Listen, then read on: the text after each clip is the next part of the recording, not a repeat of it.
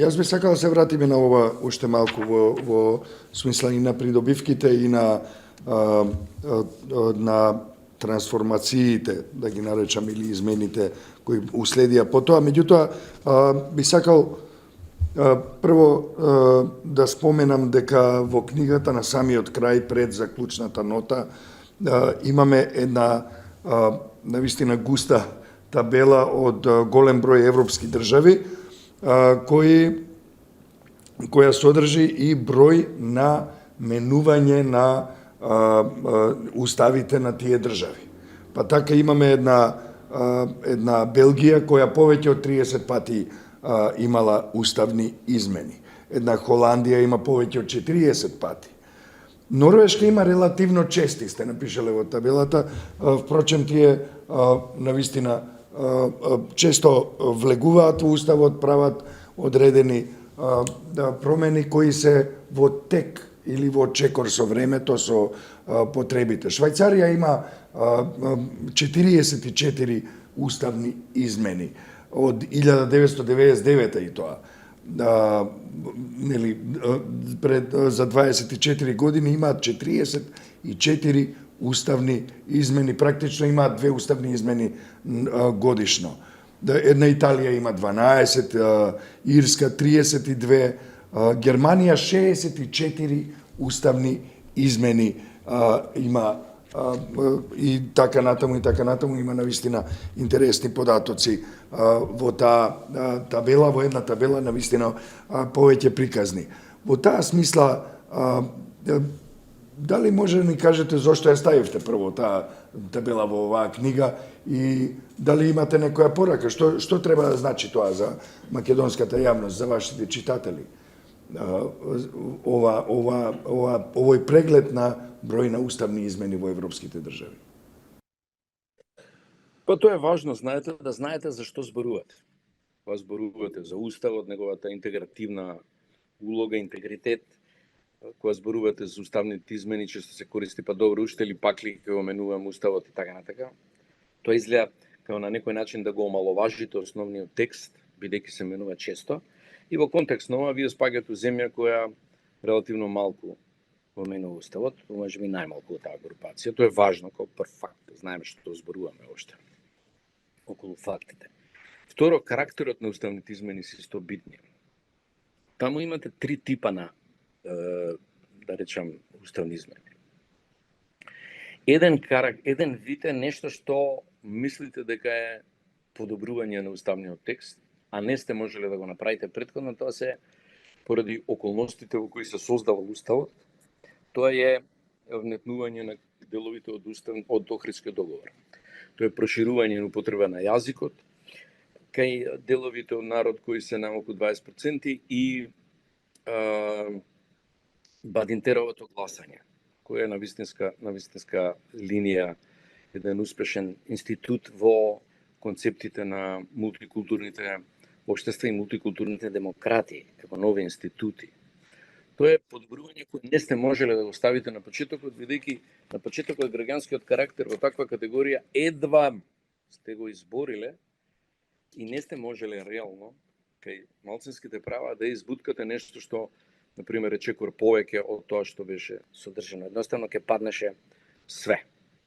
И во таа смисла е ред да признаете дека во тој контекст не сте можеле повеќе. Не било возможно повеќе и добро е дека овој дел го третирате како вистинско подобрување на текстот во делот на колективните права, на human rights делот. Само на тој дел. Потоа има делови кои се тавтолошки, ви помагаат во политика. Поели. Дали тоа значи дека концепцијски гледано, суштински гледано, иако имаме зад нас некои 8 помали или поголеми измени во уставот, се разбира една од најголемите, ако не и најголема, она во 2002 година после Охридскиот рамковен договор, дали тоа значи дека овие уставни измени всушност не го менуваат концептот, суштината на текстот, на првиот текст на уставот? Еве да речеме во компарација со... Па не го менуваат сигурно, тој останува... Да речеме во компарација со последните уставни измени во Шведска. Шведска промени устав за да може да влезе во НАТО и за да ги задоволи условите на Турција и да го отклони ветото, односно блокадата на Турција за влезна Шведска во НАТО. Познавачите велат дека тоа е битна измена во шведскиот устав. Како, дали можеме да поставиме една паралела во оваа смисла? Па, ова токму го поставивме пред малку. Битна промена во уставот од делот на колективните права е вметнување одредбите околу Охридскиот договор. Ништо друго, значи структурата на уставот е иста и непроменета, скоро 97-8% во таа смисла, во најбитните делови. Значи, кај човековите права целиот корпус е ист, кај организација на политичката власт се и докажано како успешен и ефективен систем на парламентарна демократија со нагласена улога на председателот, од причини кои групата го имаше во предвид. Тие се докажаа како добра проценка на сопствената држава како ќе се развива и незиниот мултикултурен карактер. И исто така, сите одредби кои се однесуваат на независната позиција на судството, таму има промени кои се, ќе коментирам, небитни за структурата, за концептот. Позицијата на Уставниот суд, таа судска власт е многу важна, дефинирана во Уставот, незината независност. Квалитетот незин и незината успешност не се мери секогаш со уставната поставеност, таа се врзува за политичката култура, карактерот, човечкиот материјал, законите, меѓутоа не само, не можете да направите со уставот се во таа смисла. И таму беше најголемиот пат на македонската политичка сцена е во невозможност на судската власт да дорасне на она како е предвидена, на статусот кој е предвиден во и даден во уставот. Не можеше да го исполни тој статус на моќ и на вравнотежувачка моќ во демократијата, но други причини, не од причини на уставната позиција. Тоа е мојата поента. Во сите други околности тоа е исто, значи велам во човековите права, дел од значајни промени се промените од уставниот од Охридскиот договор. Имате некои промени кои се без везе, али се направени заради помош на македонската генерална политика во делот на признавањето. Тоа е делот на промена на знамето, на пример, делот на додатокот дека нема да се мешаме во внатрешните работи на други држави, која е тавтологија на претходниот став. Тоа се све да помогне решавање на проблемот со Грција, тие не би ги коментирал, се тотално тавтолошки непотребни, не се коректир на концептот на уставот. Има некои промени околу изборот на судиите, предлагањето, односно составот на Републичкиот судски совет, кој нема никаква концепцијска важност. Значи, важноста е дека постои Републички судски совет кој одлучува за избор на судовите. Сега, дал ќе биде министерот за правда во него, надвор од него, кој ќе ги бира, составот, структурата, имате еден модел во Франција, друг во другите држави, може да ги компарирате. Тој модел треба да постои заради независност избор на судиите, структурата може да ја изберете, ако ја промените, вие не го менувате концептот, и нормално, промената на составот Републичкиот совет не измени ништо. Корупцијата во судството, создавањето од судската мафија остана опасност и после тоа. Значи, тоа не е прашање на уставен дизајн. Уставниот дизајн овозможи такво тело. Неговиот состав е второстепено прашање, можете да изберете што ви одговара, како мислите. Они го променија. Значи, тој тип на уставни амандмани се сосема онака жовијални, би рекол, непотребни беа. А има уставни амандмани кои се вистинско назадување. Значи, они тотално неразбирање на либералниот концепт на уставот. Посебно е пример амандманот за притворот. Значи, притворот беше 6 месеци, па тоа им изгледаше малку, не може обвинителството да изготват обвинителен акт до тогаш, па постоеше опасност да ги пуштаат обвинети или потенцијално обвинетите на слобода. Па сега можете да го зголемите на година дена. Можете да го зголемите на година. Они го направија притворот практично со амандманот од Календрас Грекас. Може да трае без ограничување. Што е апсолутно напад на најосетливиот дел на заштита на човековата слобода, а тоа е притворот кој е и најтежок тип на затвор, на затварање или депривација. Значи, тој тип, за да им се овозможи комотна позиција на обвинителството, полицијата и на судовите направија регрес. И тоа не беше критика на уставот, тоа беше неразбирање на неговиот либерален карактер, а промената беше сосема непропорционална, несоодветна и се даде можност на државата или на обвинителството да има комотна позиција на една безгранична во основа под наводници неограничувачка власт, да може комотно да прави. И сега обвинувањата пак се лошо направени. Еве со се тој притвор, со киснењето на луѓето у затвор по 2 години, по притвор по 2 години, повторно не може да направат обвинување. Не е воопшто до притворот проблемот, може да го зголемите од 6 месеци на година дена, или да го направите без ограничување скандал. Но и тоа помина. Значи, тој тип на уставни амандмани се вистински регрес. Така ве разбирам, се разбира, особено последниот уставен амандман за кој зборувавте представува и опасност за користење на таа мерка како политичка одмазда, како алатка за политичка одмазда, што видовме за време на режимот на Груевски дека се случува, но се разбира во овој контекст за уставните измени, од ова што го зборувате, дали предстојните уставни измени според вас, се разбира одговорот е очигледен, меѓутоа еве да го прокоментираме, дали овие уставни измени кои сега се пред нас со внесувањето на бугарската заедница, како и на други 5 заедници во уставот, представуваат било каква опасност за концептот или пак воопшто за структурата, за природата, за духот на македонската држава, македонската нација и за другите заедници кои се веќе спомнати во уставот? Па дефинитивно не и одлучно не, затоа што концептот на уставот се базира врз јасни, од една страна столб на индивидуални човекови слободи и права, од друга страна се вика столб на права кој треба да обезбеди правда за групите или колективни права. Не се сите колективни права од тој дел, али се нарекуваат правда за групите.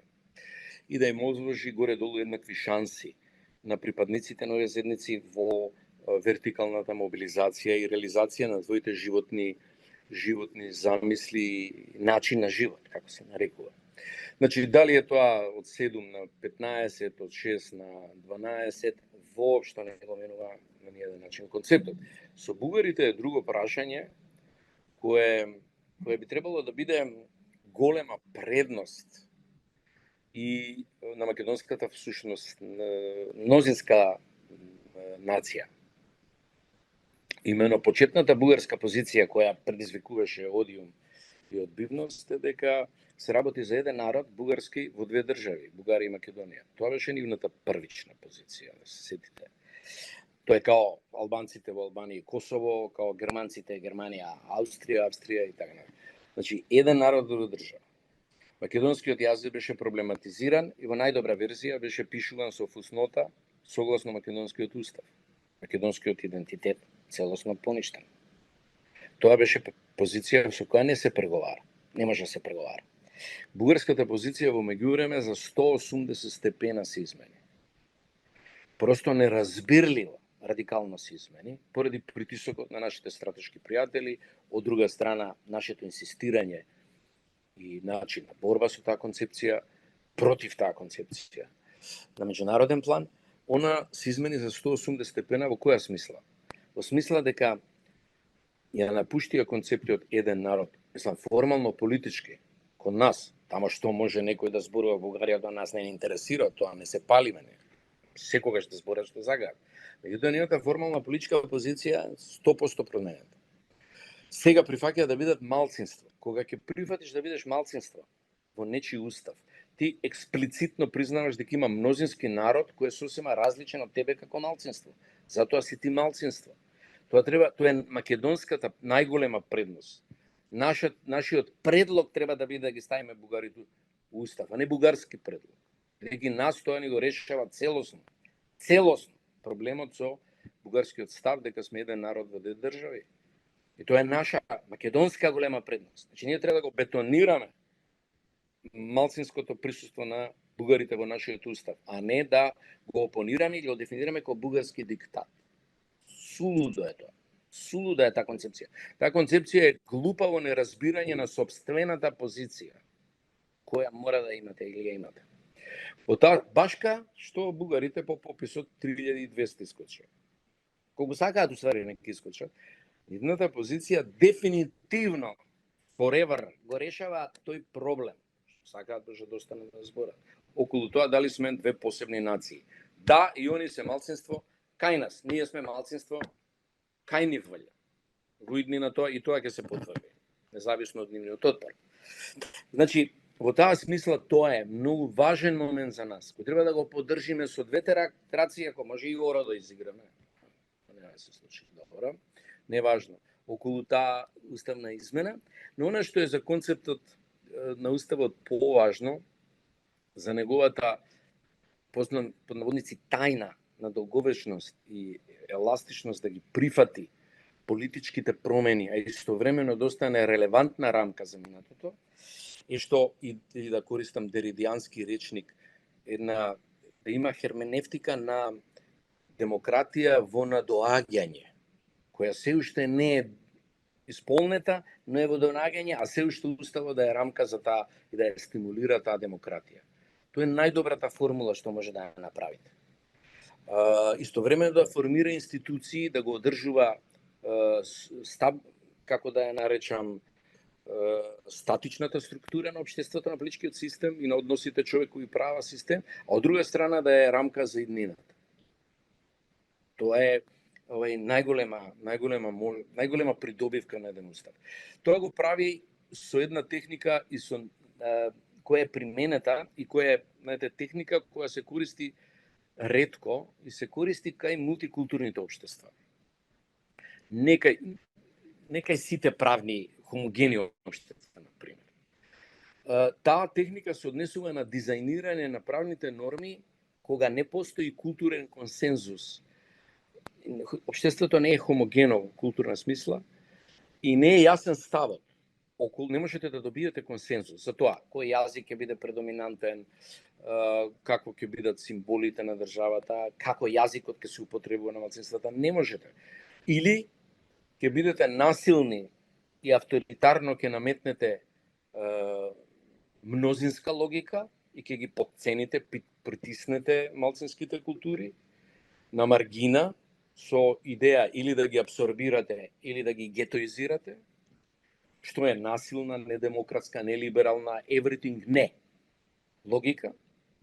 Од друга страна, да го дестабилизирате општеството со правење на еден хаотичен плурализам кој не можете да го контролирате. Значи, две опасности. Тоа се вика инкременталистичка техника на дизајнирање на некои осетливи уставни норми. Во правото, најчесто, правило е дека нормата мора да биде јасна, изразена со јасен речник и јазик, разбирлива за обичниот граѓанин и да предвидува јасно постапки во иднато. Моите права и постапките ги заштитам да бидат јасни. Кога читате, да ви биде јасно, да не биде матна нормата, да не дозволува и ова и она. Тоа е правило. Сега, инкременталистичката техника се спротивставува на тоа правило, бидејќи не може да го постигне. Ако инсистирате на јасно решение околу употребата на јазикот, мнозински, малцински јазици, веројатно ќе завршите со наметнување на мнозинската логика врз малцинската. Јасноста, под наводници, на тие решенија ќе доведе до насилно наметнување на мажоритариен, мнозинската логика и ќе доведете во долгорочна дестабилизација наместо стабилизација на државата. Вие намерно дизајнирате таква уставна норма која само глобално ќе го реши проблемот. Например, термин кај јазикот.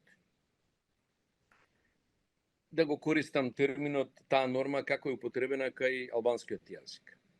Видите дека оставате да биде во официјална употреба точка. Не дефинирате каква е таа официјална употреба.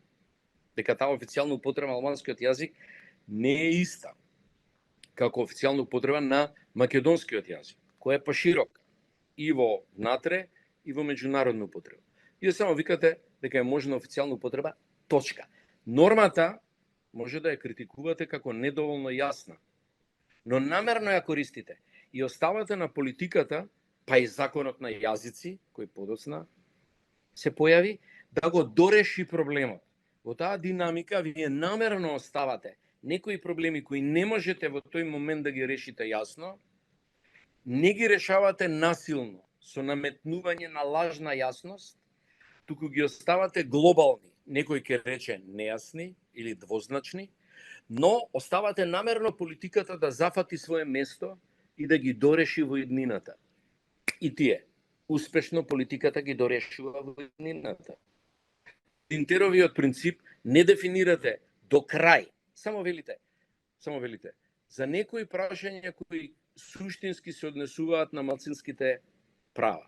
Некои се тие прашања, не до кај, непрецизно, намерно.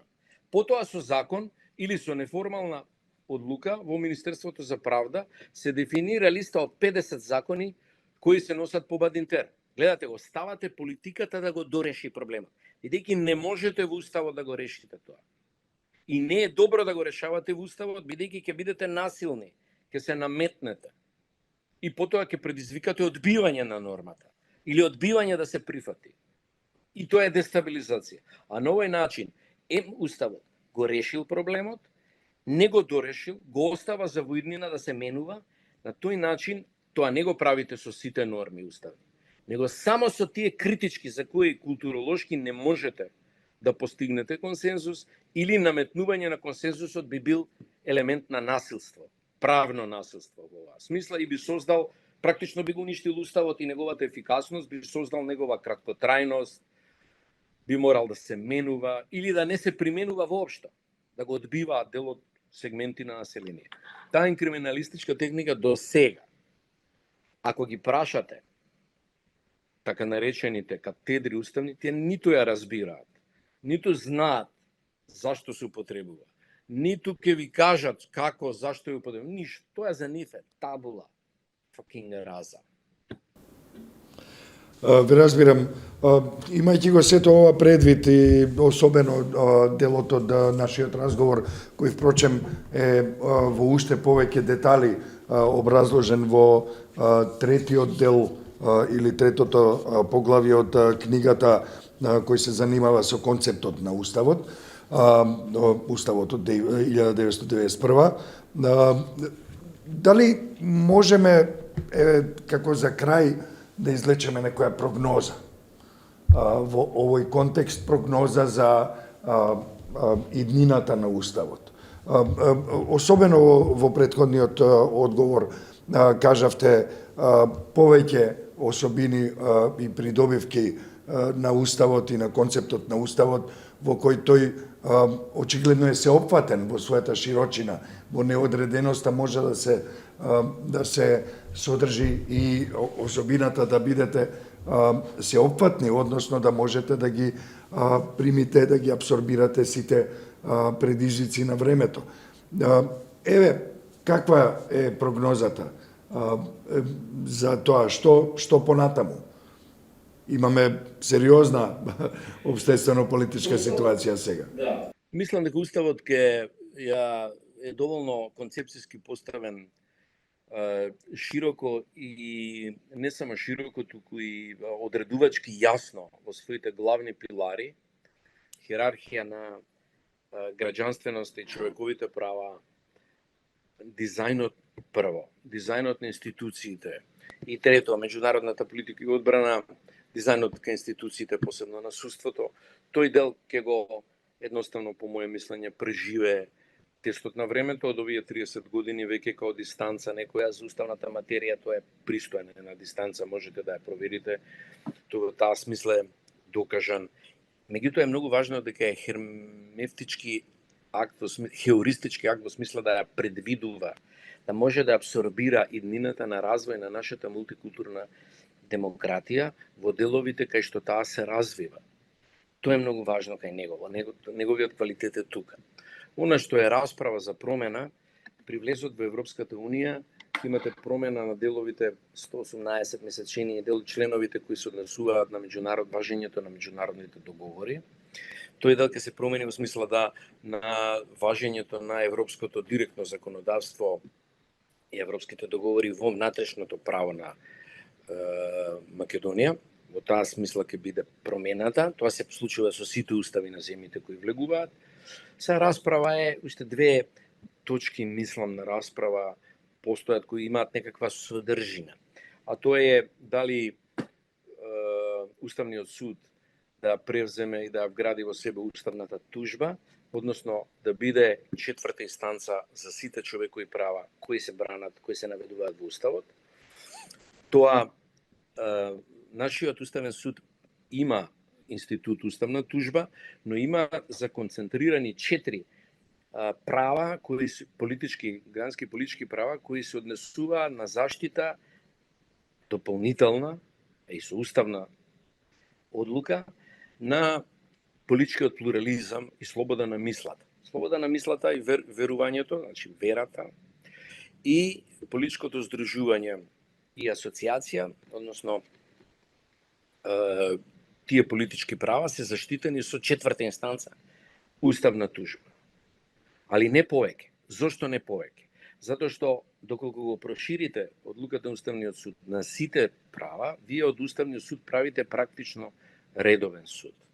Ке го затрупате со огромен број на предмети на дневна основа и од него главните улоги на обезбедување на уставноста на системот и баланс и чек на институциите така како што се предвидени може да биде загрозен. Има политичка одлука зашто е тоа така направено. И правна одлука од страна на драфтерите на Уставот. Значи не е тоа као не сме го виделе, па не сме го ставиле. Ние сме одлучиле да не го ставиме затоа што инаку алтернативата е да го направите Уставниот суд редовен суд де факто за човековите права. Затоа не го. Тие нужно не мора да бидат повеќе заштитени ако му додадете уште уставно судска заштита. Ако судовите, редовните судови работат како што треба, заклучно со Врховниот суд, човековите права може да бидат перфектно заштитени како у најголем број земји, демократски земји. Така да не ви треба ова нормативно ширење за да даде гаранција. А може да го упропастите, да ја упропастите институцијата, а тој е Уставниот суд, да го преоптеретите. И со таа леплива логика дека тој ќе стане поголемо заштитен кој прав, фактички да добиете контраефект. Тоа е една расправа, таа ќе се води веројатно, има иницијатива за тоа. Втора расправа е дали треба да се вградат дополнителни некои права, како што е права на националност, кои ги нема во многу европски држави.